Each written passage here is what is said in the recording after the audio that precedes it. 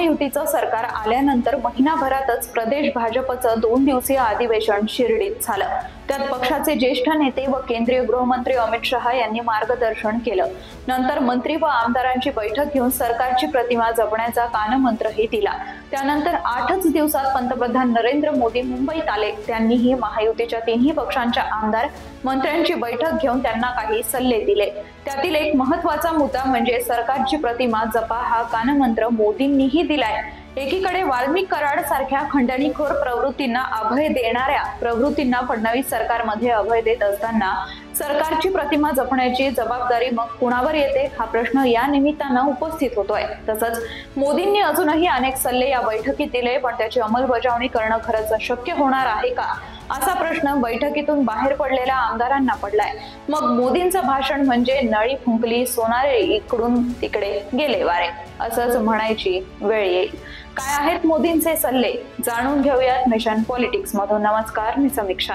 मुंबईच्या नौदल डॉकयार्ड मध्ये 2 युद्धनौका व 1 पाणबुडी राष्ट्राला अर्पण करण्याचा कार्यक्रम नुकताच पंतप्रधान नरेंद्र मोदी यांच्या हस्ते पार पडला। या कार्यक्रमाच्या निमित्तानं पंतप्रधानांनी आपल्या भाजप पक्षासह मित्रपक्ष शिंदे सेना व अजित पवारांच्या राष्ट्रवादीतील आमदार व मंत्र्यांशी हितगुज साधण्याचा एक कार्यक्रमही उरकून घेतला। राज्यात महायुतीचं सरकार स्थापन झालं तेव्हा मुख्यमंत्री व उपमुख्यमंत्र्यांच्या शपथविधी कार्यक्रमासाठी पंतप्रधान आले होते। मात्र तेव्हा फारच घाई गडबडीत दौरा असल्यामुळे ते इतर नेत्यांशी संवाद साधू शकले नव्हते। तसंच तोपर्यंत महायुतीतील मंत्रिमंडळ विस्ताराचा वादही मिटलेला नव्हता। त्यामुळे त्यावेळी काही मार्गदर्शन करणं मोदींना उचित वाटलेलं नसावं। या कार्यक्रमाच्या महिनाभरानंतर नौदलाच्या कार्यक्रमाच्या निमित्तानं मोदी पुन्हा मुंबईत आले। ही संधी साधून त्यांनी डॉकयार्ड परिसरातील INS सभागृहात महायुतीच्या आमदार मंत्र्यांशी संवादाचा कार्यक्रम ठेवला। या कार्यक्रमाला सर्व सत्ताधारी आमदारांना निमंत्रित करण्यात आलं होतं। पंतप्रधान यावेळी मंत्र्यांकडून कामाचा आढावा घेतील असंही सांगितलं जात होतं। त्यामुळे सर्वांच्या मनात धास्ती होती। पण मंत्रिमंडळाची स्थापना होऊन व खाते वाटप होऊन उणापुरा 1 महिनाही झालेला नाही। या काळाचे प्रगती पुस्तक काय तपासणार हा प्रश्नच होता। त्यामुळे मोदींनी या नेत्यांची परीक्षा घेण्याला फाटा देऊन त्यांना मार्गदर्शन करणं पसंत केलं। मोदींनी महायुतीच्या आमदारांना काय कानमंत्र दिला व ह्या आमदारांना प्रत्यक्षात त्याचं अनुकरण करणं शक्य आहे का हे आपण जाणून घेऊयात। यातील पहिला मुद्दा महायुतीच्या तिन्ही पक्षातील नेत्यांनी एकमेकांशी संपर्क ठेवावा। एकमेकाचा द्वेष करू नका। तिन्ही पक्षातील समन्वय खालच्या पातळीपर्यंत पोहोचवा। आपला समन्वय आहे हे दाखवण्यासाठी एकमेकांच्या कार्यालयांना भेटी द्या, एकमेकांच्या कार्यक्रमांना जा, हवं तर डबे पार्टी करा, स्नेहभोजनाचे फोटो सोशल मीडियावर शेअर करा। म्हणजे महायुतीत सुसंवाद आहे हा संदेश जनतेपर्यंत जाईल असा सल्ला मोदींनी दिलाय। महाराष्ट्रात प्रत्यक्षात महायुतीच्या तिन्ही पक्षातील वरिष्ठ नेत्यांमध्येच सुसंवाद नसल्यामुळे तो खालपर्यंत कसा झिरपेल असा प्रश्न बैठकीस उपस्थित आमदारांना पडलाय। गृह खातं, नगरविकास खातं तुम्हाला हवं का आम्हाला यावरून एकनाथ शिंदे व देवेंद्र फडणवीस यांच्यात टोकाचे मतभेद झाले। त्यामुळे मंत्रिमंडळात सहभागी न होण्यापर्यंत एकनाथ शिंदेंनी टोकाचा निर्णय घेतलेला होता। शिंदे सेनेचे समर्थकही गृह खातं आम्हालाच हवं असं उघड बोलत होते। त्याला भाजपचे आमदारही प्रत्युत्तर देत होते। सरकार स्थापनेच्या सुरुवातीलाच इतकी रस्सीखेच सुरू असलेल्या महायुतीमध्ये समन्वय राहील कसा हे मोदींनाही माहित आहे। मग त्यांचा सल्ला हे आमदार कितपत मानतील असा प्रश्न आहे। दुसरा सर्वात महत्त्वाचा मुद्दा म्हणजे मोदी म्हणाले एकमेकांचा द्वेष करू नका। फडणवीस यांच्या मंत्रिमंडळात एकूण 42 मंत्री आहेत। मात्र अनेकांना पात्रता असूनही संधी मिळालेली नाही, त्यामुळे ते नाराज आहेत। काही जण आपल्याच सरकारमधील सहकार्याचा गेम करून स्वतः मंत्रिपदावर आरूढ झालेले आहेत। अशा वेळी एकमेकाचा द्वेष करू नका हा सल्ला खरोखरच मानला जाईल का? उदाहरण द्यायचं झालं तर छत्रपती संभाजीनगर मधील अब्दुल सत्तार हे मागच्या सरकारमध्ये मंत्री होते।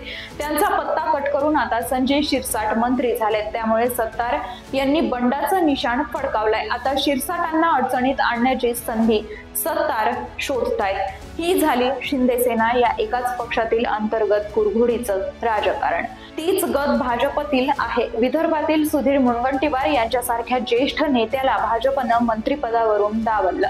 त्यामुळे ते नाराज झाले। मुनगंटीवार यांच्यासारख्या संघ शिस्तीत वाढलेल्या नेता थेट फडणवीसांना आव्हान देण्याचं धाडस करणार नाही, पण त्यांच्या मनात भाजप व फडणवीस यांच्याबद्दल असलेला द्वेष कसा बाहेर काढता येईल या प्रश्नाचं उत्तर मोदींकडेही नसेल. अजून राज्यात पालकमंत्री पदाचा वाद धुमसत असल्यानं या नियुक्त्या झालेल्या नाहीयेत. अनेक जिल्ह्यांमध्ये मित्रपक्षांच्या नेत्यांमध्ये हे पद मिळवण्यासाठी चुरस आहे.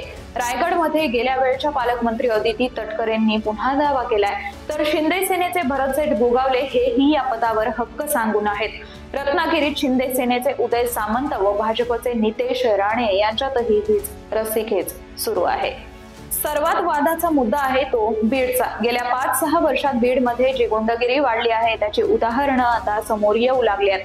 सरपंच संतोष देशमुख यांच्या हत्येमुळे हे संपूर्ण नेटवर्क समोर येत आहे. गेली 5 वर्ष राष्ट्रवादीचे नेते धनंजय मुंडे हे बीडचे पालकमंत्री होते. त्यांच्या कार्यकाळात विशेषतः परळीत ही गुंडगिरी जास्त वाढली. 20-25तील तरुण मुले बिनधास्त कमरेला पिस्तूल लावून फिरू लागले आहेत. खंडणीची प्रकरणंही वाढली आहेत. धनंजय मुंडे यांचं कार्यालय सांभाळणारा वाल्मिक कराड 1-2 कोटीच्या खंडणीच्या गुन्ह्यात अटकेत आहे. सरपंच देशमुख यांच्या हत्येत जे 7 जण अटकेत आहेत तेही वाल्मिक कराडच्या संपर्कातील आहेत. या सर्वांना मंत्री धनंजय मुंडे हेच अभय देत आलेले होते, म्हणून खुनापर्यंतचे गुन्हे करण्याचे या लोकांचं धाडस वाढल्याचे आरोप आता होत आहेत. बरं, हे सगळं प्रकरण चव्हाट्यावर आणण्याचं काम करणारे धनंजय मुंडे यांच्या विरोधी पक्षातील नाहीत, तर सत्ताधारी भाजपचेच नेते आहेत. आष्टीचे भाजप आमदार सुरेश धस यांनी हे प्रकरण चव्हाट्यावर आणलेलं आहे. त्यांनी विधिमंडळात आवाज उठवल्यावर बीड जिल्ह्यात गुन्हेगारी वाढल्याचं खुद्द मुख्यमंत्री तथा गृहमंत्री देवेंद्र फडणवीस यांनीही मान्य केलं होतं. आता त्याचं समूळ उच्चाटन करण्याच्या कामाला त्यांनी गती दिली आहे. राजकीय पाठबळाशिवाय गुन्हेगारी वाढत नाही, म्हणजेच बीडच्या गुंडगिरीला तत्कालीन पालकमंत्री धनंजय मुंडे यांचा आशीर्वाद आहे हे आता लपून राहिलेलं नाहीये. त्यामुळे त्यांना आता बीडचं पालकमंत्री पद मिळू नये यासाठी बीडमधील सर्व पक्षीय आमदार रस्त्यावर उतरलेले आहेत.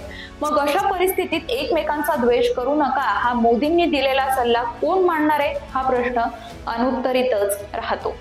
सरकारची प्रतिमा जपा असं अमित शहा व नरेंद्र मोदी दोघंही सांगतात, पण गुन्हेगारांना पाठीशी घालणाऱ्या मंत्र्याला जर अजूनही फडणवीस सरकारमध्ये मानाचं स्थान मिळत असेल, त्याला पायउतार करण्याचं धाडस मुख्यमंत्री व उपमुख्यमंत्री दाखवू शकत नसतील, तर मग जनतेच्या मनात या सरकारची काय प्रतिमा राहणार आहे हा प्रश्न मोदींना कोणी विचारणार आहे का? एकमेकांशी सुसंवाद साधणं, त्यांच्यासोबत स्नेहभोजन घेणं तर दूर, आपल्या फायद्यासाठी महायुतीतील नेते एकमेकांचं ताट हिसकावून घेण्याच्या स्पर्धेत गुंतलेले आहेत. हे बहुधा पंतप्रधान नरेंद्र मोदी यांना ठाऊक नसावं.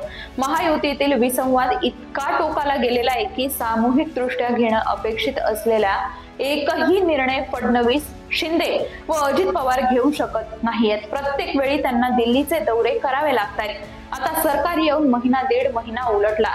प्रजासत्ताक दिनाचं झेंडावंदन जवळ आलं आहे, तरी मुख्यमंत्र्यांना पालकमंत्री नियुक्तीस वेळ मिळालेला नाही. मिळेल कसा? पालकमंत्री निवडीवरून महायुतीत जो विसंवाद निर्माण झालेला आहे त्यावर तोडगा काढण्यात हे तीनही नेते अपयशीच ठरलेले दिसतायत. आता पुन्हा एकदा दिल्लीत जाऊनच या प्रश्नावर मार्ग काढण्याची वेळ त्यांच्यावर येणार आहे. मग मोदी म्हणतात तसा केवळ स्नेहभोजन जोडून महायुतीत संवाद वाढणार आहे का? मुळातच एकमेकांच्या विचारसरणीला न पटणारे हे तीनही पक्ष सत्तेच्या मोहापायी एकत्र आलेले आहेत. त्यामुळे एकमेकांशी जुळवून घेणं त्यांना कदापिही शक्य होणार नाही. एखाद्या विषयावर जर एका मित्र पक्षाला दबावामुळे का होईना तडजोड करावी लागली, आपला हट्ट सोडावा लागला, तर पुढच्या वेळी तो आपल्या मित्र पक्षाची कोंडी करण्याची संधी शोधत राहणार यात शंकाच नाही.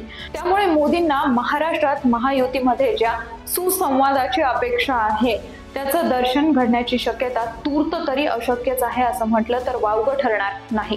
आणखी एक महत्वाचा मुद्दा मोदींनी सांगून मंत्र्यांच्या वर्मावर बोट ठेवलं. मोदी म्हणाले, बदल्यांच्या फायली घेऊन फिरू नका आणि उपस्थित आमदार मंत्र्यांची चेहरे पाहण्यासारखी निश्चितच झाले असतील. अधिकाऱ्यांच्या बदल्या ही लोकप्रतिनिधींसाठी कमाईचं एक मोठं साधन आहे. फडणवीस सरकार सत्तारूढ झाल्यानंतरच्या महिनाभरातच काळ पाहिला तर यात किमान 50हून अधिक IAS अधिकाऱ्यांच्या बदल्या झालेल्या आहेत. तेवढ्या IPS अधिकाऱ्यांच्याही बदल्या झाल्यात. वर्ग 2च्या अधिकाऱ्यांची तर गणतीच करायला नको. या सर्व बदल्या फुकटात झाल्या असं कुणाला वाटत असेल तर ती अंधश्रद्धाच आहे. आधी वरिष्ठ अधिकाऱ्यांच्या गैरसोयीच्या ठिकाणी बदल्या करायच्या व नंतर त्यांना पुन्हा मूळ ठिकाणी आणण्यासाठी मोठे व्यवहार करायचे हे मंत्रालय प्रशासनात अनेक वर्षांपासून सुरू असलेले मोठं रॅकेट आहे. यात केवळ मंत्री आमदारच नव्हे तर अनेक दलालही सक्रिय असतात. काही मंत्र्यांनी तर आपल्या कार्यकर्त्यांच्या कमाईचं साधन म्हणून हा व्यवसाय सुरू करून दिलेला आहे. आणि हाच धंदा बंद करा असं जर मोदी म्हणत असतील तर मग निवडणुकीत केलेला खर्च काढायचा कुठून असा प्रश्न आमदार खासगीत विचारत आहेत. त्यामुळे मोदींनी केलेलं मार्गदर्शन फार मनावर न घेता महायुतीचे आमदार व मंत्री कार्यक्रम स्थळावरून बाहेर पडताच वेगवेगळ्या दिशेनं निघून गेले. मोदींनी सांगितल्याप्रमाणे 4-2 मंत्री डबा पार्टी स्नेहभोजनाचे देखावे करून त्याचे फोटो सेशन करतीलही, पण यातून खरोखरच त्यांचं मनोमिलन होईल का याविषयी मात्र महाराष्ट्राला शंका वाटते. तुम्हाला काय वाटतं? खरंच मोदींच्या म्हणण्यानुसार महायुतीचे नेते मंत्री समन्वयानं राहतील, सरकारची प्रतिमा जपतील का? आम्हाला कमेंट बॉक्समध्ये जरूर कळवा.